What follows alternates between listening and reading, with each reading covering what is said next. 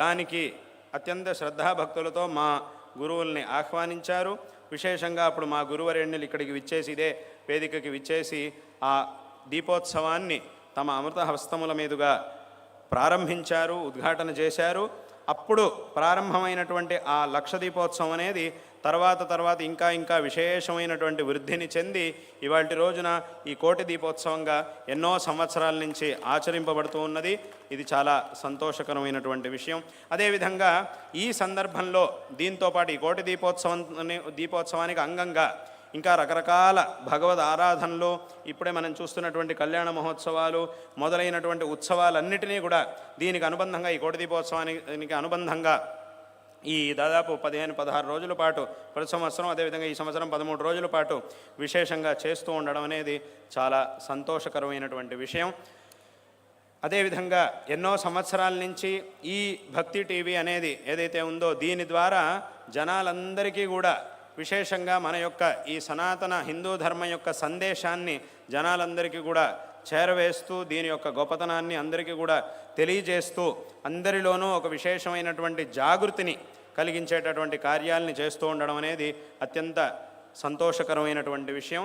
ఇలా చేయడం ప్రారంభించిన తర్వాత నిజంగానే అన్ని చోట్ల ఈ ధార్మికమైనటువంటి జాగరణ జరిగింది.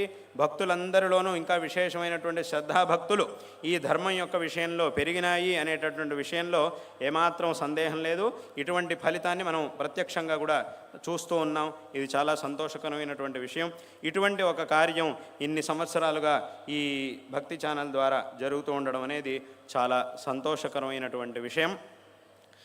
అందరూ కూడా ఇందాక ఆరంభంలో చెప్పినట్టుగా ఇప్పుడు మనం ఈ కోటి దీపోత్సవ సందర్భంలో ఏ దీప ప్రజ్వలనాన్ని అయితే మనం చేస్తూ ఉన్నామో, ఇదే విధమైనటువంటి ఎలాగైతే మనం బాహ్యమైనటువంటి ఈ దీపాన్ని ప్రజ్వలింపజేస్తూ ఉన్నామో, అదేవిధంగా అందరూ కూడా ఈ సనాతన ధర్మ జ్యోతిని ప్రతి ఒక్కరూ కూడా తమ తమ మనస్సుల్లో తప్పకుండా ప్రజ్వలింపజేసుకోవాలి.